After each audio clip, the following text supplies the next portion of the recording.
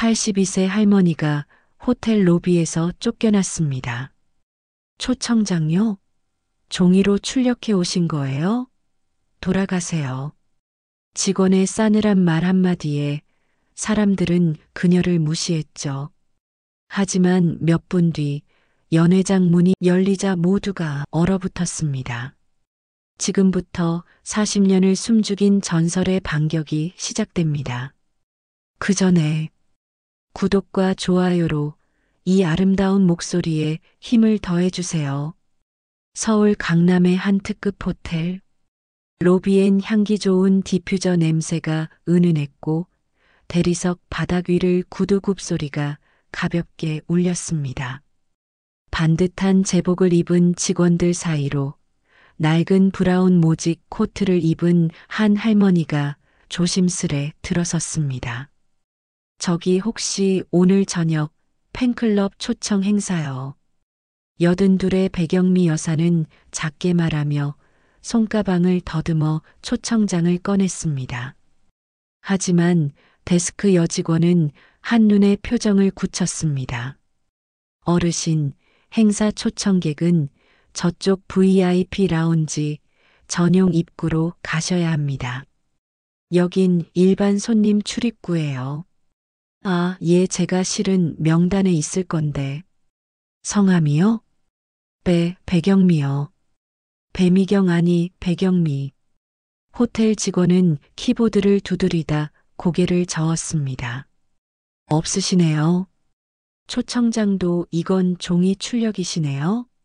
요즘 다 모바일로 받으셔야 해요. 돌아가세요. 말끝에 살짝 스친 웃음. 그건 분명 거지 같은 복장으로 뭐 하는 거냐는 비웃음이었죠. 뒤에서 기다리던 젊은 여성이 속삭이는 소리도 들렸습니다. 어우, 호텔이 노인정도 아니고 뭐야. 요즘 거지도 호텔 와. 배 여사는 손에 든 초청장을 내려다봤습니다. 1975만 1982 배미경 팬클럽 동호회 기념의 밤 VIP 초청. 작은 글씨 하나하나가 떨렸습니다. 그녀는 돌아서려 했지만 그 순간 호텔 안에서 들려오는 한 음성에 발걸음을 멈췄습니다. 오늘 특별한 분이 오신다고 했는데 혹시 아직 안 오셨나? 누군가가 자신의 이름을 찾고 있는 듯한 아주 오래된 느낌. 그러자 배 여사의 눈동자에 잊고 있던 이름 하나가 떠올랐습니다. 배미경. 그건 그녀가 한때 불리던 무대 위의 이름이었습니다. 세월은 흘렀지만 그 이름은 아직 누군가의 가슴에 남아 있었던 겁니다. 그날 저녁 호텔엔 무언가 작은 바람이 일기 시작했습니다. 그 바람은 아직 아무도 몰랐습니다. 그 할머니가 누구였는지 아무도. 연회장 천장에는 샹들리에가 번쩍였고 백발이 성성한 노신사들과 중년이 된 팬들이 테이블마다 모여 옛 이야기를 나누고 있었습니다. 무대에는 기타 한 대와 마이크가 조용히 놓여 있었고 무대 한켠엔 행사 사회자가 대기하고 있었습니다. 오늘 이 자리는 1975년 우리가 사랑했던 그 목소리를 기억하며 준비한 밤입니다. 그분을 위해 우리가 함께 모였습니다. 객석 여기저기서 고개를 끄덕이는 사람들이 있었지만 주인공은 아직 등장하지 않았습니다. 그때였죠. 연회장 뒷문이 삐걱 열리며 조심스레 한 할머니가 들어섰습니다. 여기 혹시 팬클럽 모임? 사회자가 고개를 돌리더니 눈이 휘둥그레졌습니다. 배 선생님. 객석이 술렁였습니다. 누군가는 말했습니다. 저분이 진짜 배미경 선생님이야? 아니, 너무 많이 변하셨네. 그래도 눈빛은 똑같네. 그때 그 무대 위에서 서울의 밤하늘을 부르시던 배 여사는 갑자기 터져나오는 박수에 당황하며 손을 저었습니다. 그러나 사회자는 마이크를 잡고 말했다. 여러분, 우리 모두 기억하죠. 1976년 MBC 10대 가수상을 수상하신 서울의 밤하늘, 그댄 모르죠의 주인공, 레전드 가수 배미경 선생님을 무대 위로 모시겠습니다. 순간 객석은 기립박수로 뒤덮였습니다. 그동안 외면받고 잊혀졌고 스스로를 끝난 사람이라 여겨왔던 그녀였지만 누군가의 기억 속에선 여전히 살아있었던 겁니다. 배 여사는 떨리는 손으로 마이크를 잡았습니다. 제가 40즈음에 무대를 떠났어요. 무서웠거든요. 세상이 너무 달라져서. 그런데 니들이 저를 아직도 기억해준다는 게 참. 그녀의 목소리는 여전히 곱고 담백했습니다. 객석에서는 훌쩍이는 소리가 퍼졌고 한 남성이 외쳤습니다.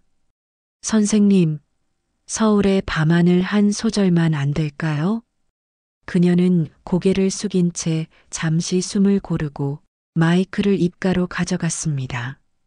서울의 밤하늘에 네 얼굴이 떠오르죠. 노래가 시작되자 누군가 손수건을 꺼냈고 또 다른 이들은 조용히 박자에 맞춰 고개를 끄덕였습니다.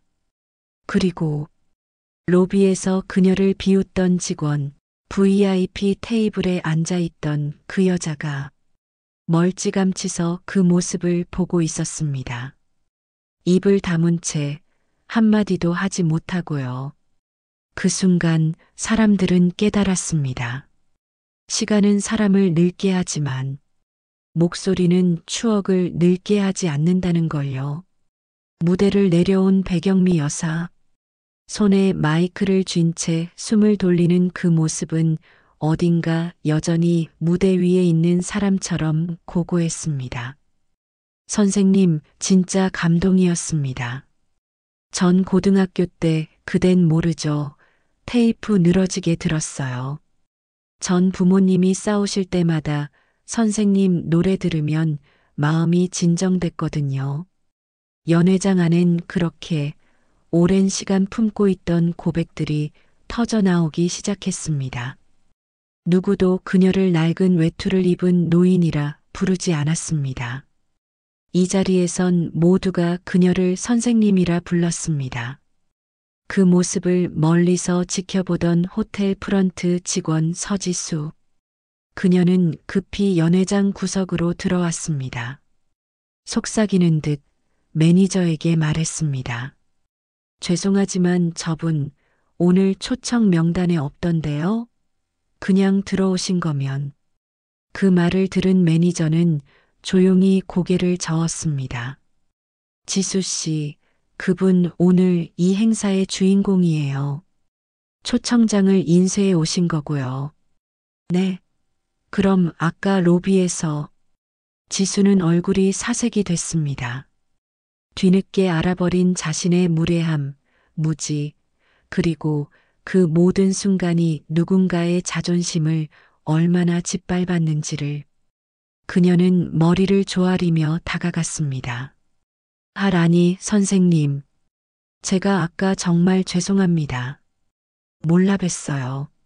하지만 배 여사는 조용히 고개를 저었습니다. 사과를 받지 않겠다는 뜻이 아니었습니다. 그저 그 사과보다 더 중요한 가치를 말하고 싶었던 거죠. 사람은 안다는 건 용기고 모른다는 건 솔직함이죠. 하지만 모른다는 이유로 무례해도 된다는 뜻은 아니에요. 그 말은 한 대 크게 얻어맞은 듯 가슴에 박혔습니다. 지수는 더 이상 아무 말도 할 수 없었습니다. 그날 밤 호텔 내 익명 게시판에는 한 줄의 글이 올라왔습니다. 우리가 오늘 무시한 그분이 우리가 평생 사랑했던 그 노래였다. 그 글은 순식간에 공유됐고 호텔 지배인도 그제야 사태를 파악했습니다. 내일 아침 회의에 전 직원 다 모이게 해요. 호텔의 품격이란 외투값이 아니라 사람의 값으로 정해지는 겁니다. 호텔 행사장을 빠져나온 배 여사는 천천히 로비 옆 소파에 앉았습니다. 눈앞엔 여전히 번쩍이는 조명과 잘 차려입은 사람들, 그리고 자신이 소속되지 못한 듯한 고급스러운 공기. 하지만 이상했습니다. 오늘 자신을 초대한 팬클럽 회장은 어디에도 보이지 않았습니다. 누구였을까? 수십 년 전 편지를 주고받던 팬이었을까? 아니면 그 시절 함께했던 매니저였을까? 할머니, 혹시 배미경 선생님 맞으시죠? 배 여사가 고개를 들자 한 남성이 다가왔습니다. 검은 수트 차림의 단정한 중년. 그는 조심스레 자신의 명함을 내밀었습니다. 임도연입니다. 이번 행사 사실 제가 준비했습니다. 배 여사는 놀라며 물었습니다. 근데 어떻게 저를? 제가 11살 때였습니다. 어머니가 병원에 누워 계셨고 밤마다 혼자 라디오를 들으며 울던 시절. 선생님 목소리가 제 마음을 지켜줬어요. 그는 숨을 고르며 말을 이었습니다. 그래서 전 늘 생각했어요. 내가 성공하면 그때 나를 살려준 사람을 찾아 인사를 드리겠다고요. 배 여사의 눈가가 젖기 시작했습니다. 수십 년 동안 아무도 불러주지 않았던 이름. 다만 그 시절의 음악이 누군가의 인생을 붙잡았다는 사실이 그녀를 다시 숨쉬게 만든 겁니다. 도연 씨는 그냥 잊힌 사람이라 생각했는데 아니요. 잊지 않았어요. 저뿐 아니라 이 자리에 온 사람들 모두 선생님의 노래로 젊은 시절을 이겨냈거든요. 그 말 한마디에 배 여사는 그동안의 상처가 조금은 덜 아프게 느껴졌습니다. 그날 밤 그녀는 오래된 손가방에서 바랜 초청장을 꺼내 다시 펼쳐보았습니다. 흑백 사진이 박힌 1980년대 팬레터와 함께 할머니, 이거 제 글씨예요. 임도연의 눈이 흔들렸습니다. 그 초청장은 그가 13살 때 쓴 편지의 복사본이었습니다. 언젠가 제가 선생님을 꼭 다시 모실 수 있게 되면 그땐 꼭 잊지 않고 불러드릴게요. 수십 년이 걸렸지만 그 약속은 지켜졌습니다. 호텔 스위트룸, 도연이 마련해준 조용한 공간. 배 여사는 오래된 트렁크에서 하나의 앨범을 꺼냈습니다. 노란빛이 감도는 스크랩북, 그 안엔 그녀의 화려했던 순간들이 모여 있었습니다. 전국 순회 콘서트 사진, 라디오 대본, 음반 자켓, 그리고 한 장의 신문 기사. 유부녀 가수 불륜설에 휘말려 활동 중단. 1983년 한겨울. 그 기사는 단숨에 그녀의 커리어를 날려버렸고 소속사는 연락을 끊었으며 방송국도 출연을 금지했습니다. 배 여사는 고개를 천천히 들었습니다. 그때의 고통이 아직도 눈동자에 묻어 있었죠. 그땐 여자가 노래하는 것만으로도 세상은 시끄러웠어요. 미혼이어도 안 되고 유부녀라도 안 돼요. 뭔가 항상 틀린 사람처럼 만들어졌어요. 도연은 말없이 고개를 끄덕였습니다. 그녀가 세상에서 도망치듯 무대를 떠난 이유, 그 모든 굴레가 한순간에 이해됐던 겁니다. 그래서 숨어 살았어요. 무대도 음악도 다 없던 사람처럼. 그리고 사람들이 날 잊어주길 바랐어요. 하지만 세상은 잊었어도 단 한 명, 도연은 기억해 주었습니다. 그리고 오늘 그 무대를 다시 만들어준 사람이기도 했습니다. 그 순간 도연은 조심스럽게 말했습니다. 선생님, 다음 주에 작은 자선 음악회가 열립니다. 혹시 그 자리에서 마지막 무대 함께 해주실 수 있으실까요? 배 여사는 잠시 침묵하다 조용히 웃었습니다. 무대 아래에서도 사람은 여전히 노래하고 있었네요. 그래요. 한 곡 더 불러야겠네요. 이번엔 제 인생을 위해. 그녀는 스크랩북 마지막 장을 넘기며 속삭였습니다. 이젠 도망치지 않겠다고. 무대는 끝나지 않았고, 진짜 무대는 이제부터라는 걸. 이튿날 아침, 서울 을지로의 오래된 골목. 배 여사는 빛 바랜 간판 아래 멈춰 섰습니다.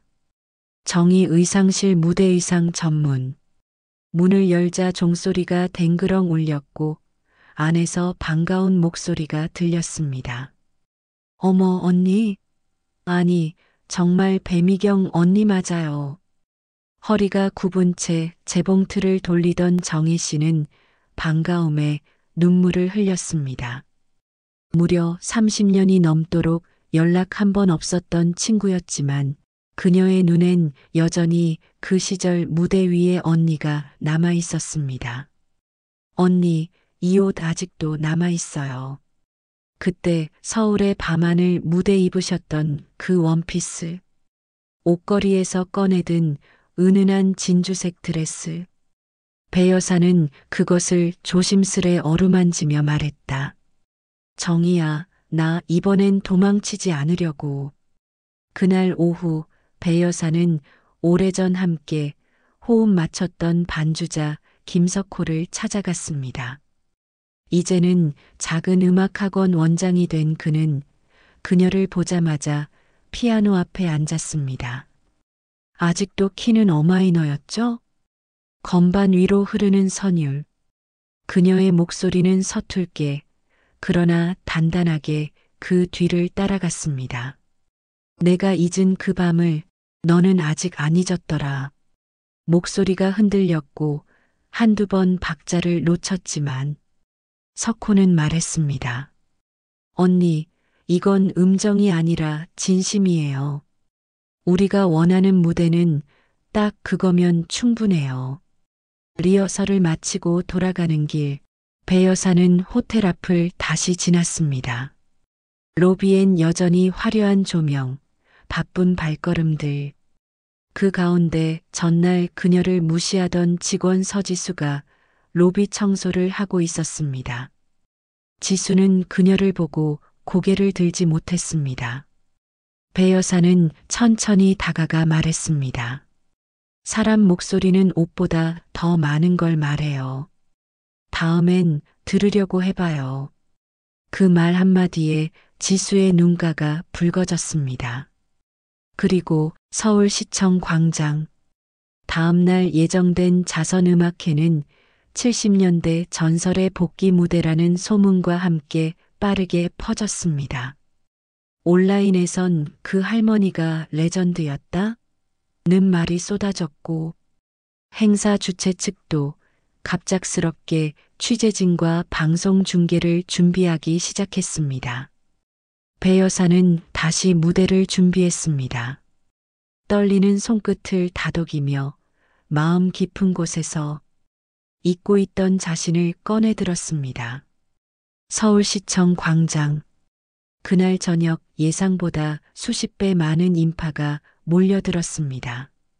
무대 앞엔 20대 청년들부터 70대 어르신까지 세대를 초월한 관객들이 335 자리를 채웠습니다.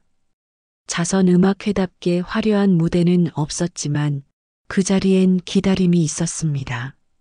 누군가의 목소리를 다시 듣고 싶은 절실한 기다림. 자, 지금 무대에 오를 분은요. 1970년대를 수놓았던 목소리. 우리의 기억이자 전설 배미경 선생님입니다. 소개와 동시에 무대 조명이 천천히 밝아졌습니다. 은빛 드레스를 입고 천천히 무대에 오르는 그녀. 머리엔 작은 코사지 하나, 손에는 오래된 마이크. 배 여사는 눈앞의 관객들을 바라보며 말했습니다. 오랜 시간 제 목소리를 잊지 않아 주셔서 감사합니다. 이 노래는 누군가의 외로운 밤에 작은 불빛이 되기를 바라는 마음으로 불렀던 곡입니다. 그리고 피아노 전주가 흘러나왔습니다. 서울의 밤하늘에 네 얼굴이 떠오르죠. 순간 관객들은 숨을 멈춘 듯 고요해졌습니다. 그녀의 목소리는 전성기 때보다 더 단단했습니다. 기교는 줄었지만 삶의 깊이가 묻어났습니다. 가사 한 줄 한 줄에 그녀가 지나온 시간들이 스며 있었습니다. 무대에서 밀려나던 순간, 비난을 감당했던 밤들, 그리고 오늘을 위해 다시 싸워온 리허설의 나날들까지. 노래가 끝나자 어느 누구도 박수를 치지 못했습니다. 그저 감정에 목이 메어 침묵한 시간이 흐르고 마침내 한 아이가 먼저 손뼉을 치기 시작했습니다. 그리고 이어지는 우레 같은 박수, 수백 명의 기립박수는 그녀의 지난 40년을 위로하는 눈물 같은 소리였습니다. 무대 아래에선 지수도 박수를 치고 있었습니다. 눈가엔 흐르는 눈물이 있었고 함께 있던 지배인은 조용히 고개를 숙였습니다. 저분을 모른다는 게 부끄럽네요. 그날 밤 SNS엔 수천 개의 실시간 반응이 올라왔습니다. 우리 엄마가 울었다. 배미경 선생님, 진짜 전설입니다. 이게 진짜 목소리지. 트로트 오디션보다 훨씬 먹먹했음. 어제까지 그 할머니라던 직원들, 반성문 써야 됨. 그리고 배 여사는 마지막 인사를 하며 이렇게 말했습니다. 이 목소리가 들리지 않을 때까지 전 계속 노래할 겁니다. 이젠 저를 위해서요. 그날 이후 배미경이라는 이름은 다시 한번 사람들의 입에 오르내리기 시작했습니다. 은퇴한 전설의 복귀, 할머니 가수의 감동 무대, 70대 레전드, 젊은이들 마음을 울리다. 방송국들은 인터뷰 요청을 해왔고 유튜브에 올라온 음악회 영상은 이틀 만에 조회수 100만을 넘기며 레전드 리액션으로 불리기 시작했습니다. 그녀의 이름을 검색한 젊은이들은 놀라워하며 이렇게 말했습니다. 세상에, 이 노래 진짜 좋아. 어떻게 몰랐지? 하지만 배 여사는 여전히 겸손했습니다. 다시 조명을 받게 됐지만 그녀는 호텔 한켠 작은 카페에 앉아 조용히 차를 마셨습니다. 그래도 이젠 나를 도망치듯 부르진 않아요. 도망갈 곳도 숨을 이유도 없으니까. 호텔에서는 특별히 그녀를 위한 작은 공연장을 만들었습니다. 한 달에 한 번 배미경 선생님이 직접 부르는 옛 노래의 밤. 첫 공연 날 호텔 로비에선 그녀의 사진이 액자에 담겨 걸렸습니다. 그 아래 작은 문구. 호텔의 품격은 그곳을 스쳐간 사람의 이야기로 완성된다. 서지수는 이제 행사 기획실로 자리를 옮겼고 그녀는 가장 먼저 배 선생님의 공연을 준비하며 이런 말을 했습니다. 사람을 외모로 판단한 제 자신이 가장 저렴한 사람이었어요. 이제야 진짜 고급을 알게 됐습니다. 한편 임도연은 작은 기획사를 차려 잊혀진 전설을 찾아 세상에 다시 소개하는 프로젝트를 시작했습니다. 배 선생님은 시작일 뿐이에요. 대한민국엔 아직도 빛을 기다리는 목소리들이 있어요. 그리고 그날 밤 배 여사는 다시 무대에 섰습니다. 이번엔 혼자가 아니었습니다. 뒤엔 후배 가수들이 함께 서 있었고 앞엔 그녀를 기억해준 관객들이 있었습니다. 서울의 밤하늘에 내가 남긴 노래 하나. 그녀는 그렇게 인생의 마지막 무대를 가장 눈부신 순간으로 바꿔냈습니다. 기억은 흐려질 수 있어도 한 곡의 노래는 누군가의 마음에 영원히 남아 있으니까요. 이야기 잘 들으셨나요? 구독과 좋아요 잊지 마세요. 언젠가 우리도 누군가의 노래였을지 모릅니다.